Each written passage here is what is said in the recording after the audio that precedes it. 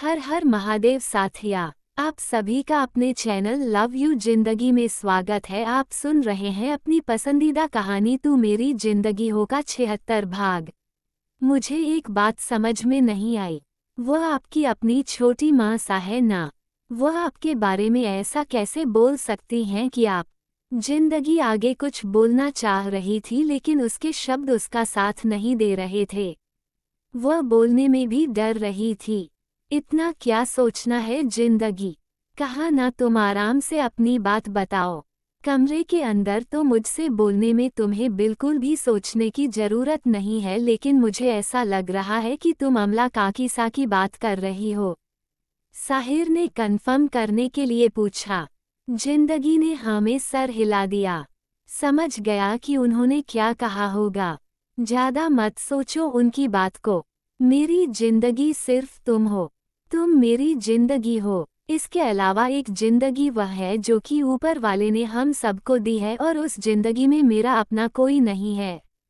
जिंदगी कोई भी नहीं, साहिर ने गहरी सांस छोड़ते हुए कहा।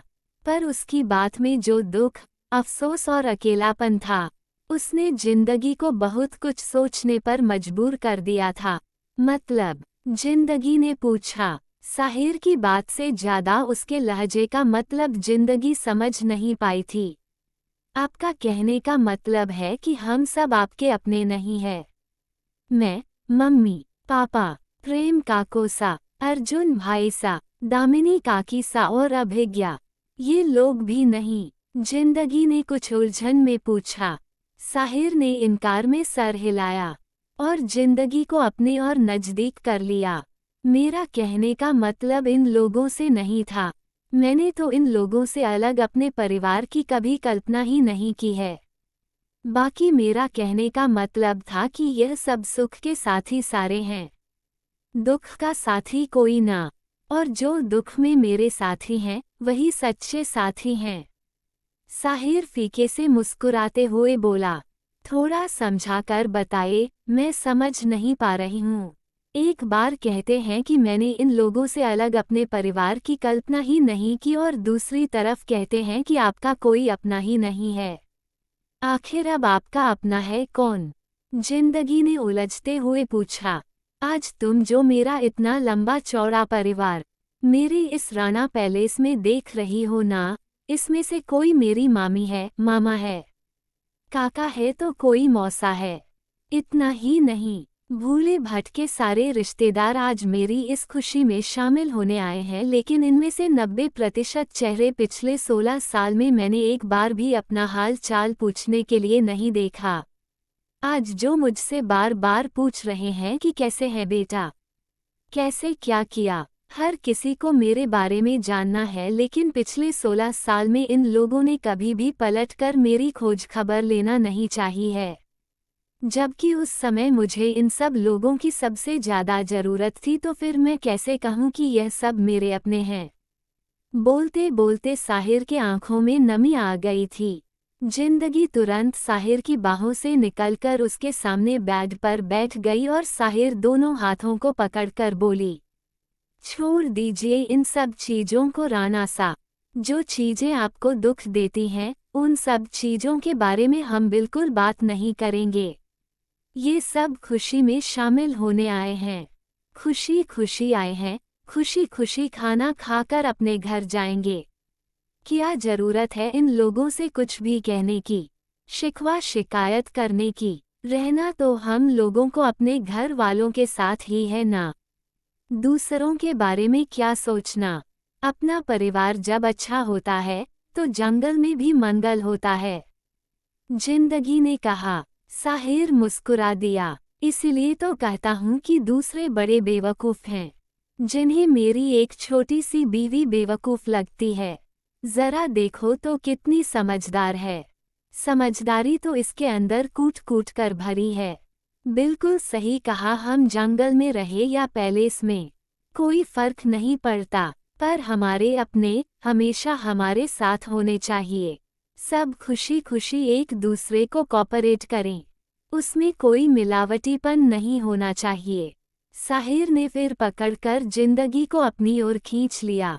यहीं पर बैठी रहो। छोटी छोटी बातों पर इस तरह से तुरंत कूदकर भागा मत करो। समझ में नहीं आता है ये किस बात पर गुस्सा हो गई हो। तुम्हारे साथ रहने से मुझे कुछ तो सुकून मिल रहा है। कम से कम तुम तो मेरा ये सुकून मत छीनो। कुछ देर बस चैन से सोना चाहता हूँ। साहिर ने मुस्कुराते हुए कहा, आपको जितना सुकून से सोने का मन करे सुकून से सो लीजिएगा, लेकिन पहले आप मुझे बस एक प्रॉमिस कीजिए। जिंदगी ने साहिर के सामने अपने हाथों को फैलाते हुए कहा, प्रॉमिस किस चीज का? साहिर ने कुछ हैरानी से पूछा। पहले आप प्रॉमिस तो कीजिए, उसके बाद बताती हूँ। जिंदगी ने कहा, बिल्कुल नहीं। जब तक मैं तुम्हारी डिमांड नहीं सुन लूंगा तब तक कोई प्रॉमिस नहीं करूंगा। क्या पता तुम वापस अपने शेयर मुझसे मांगने लगी तो। पल पल में तुम्हारा स्टेशन इस तरह से चेंज होता है कि समझ में नहीं आता कि ये रेगिस्तान की जहाज किस करवट बैठ जाएगी। साहिर ने जिंदगी बात के मजे लेते हुए कहा, अरे भाड़ में जाए शेर। नहीं नहीं, भाड़ में नहीं जाएगी, आपके पास ही रहेगी। पर मुझे उनसे कोई मतलब नहीं। मुझे बस एक चीज चाहिए आपसे। बस आप मुझसे प्रॉमिस कर लीजिए कि आप मुझे वह चीज दे देंगे।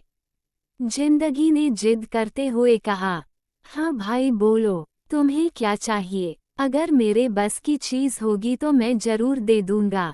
बाकी अगर प्रतापगढ़ सिटी मॉल को अपने नाम लिखवाना चाहती हो तो उसके लिए मैं तैयार हूँ, बाकी बस कोई उल्टी सीधी डिमांड मत रखना। साहिर ने वार्निंग देने के अंदाज में कहा, आ गई ना अपने असली रंग में। गुस्सा तो आपकी नाक पर बैठा रहता है। अभी बोले कि तुम पर गुस्सा नहीं करूंगा, और बस एक चीज क्या मांगी, गुस्सा दिखाने लगे। जाए, मुझे आपके पास नहीं बैठना, मैं जा रही हूँ सोने। जिंदगी नाराज होती हुए बोली। आखिर क्या चाहिए था जिंदगी को जानने के लिए बने रहे अगले भाग तक। तब तक के लिए वीडियो को लाइक और चैनल को सब्सक्राइब करना मत भूलिएगा। खुश रहिए, स्वस्थ रहिए, मस्त रहिए और यही यूट्यूब पर मिलते रहिए। मिलते हैं अगले भाग के साथ। हर हर महादेव।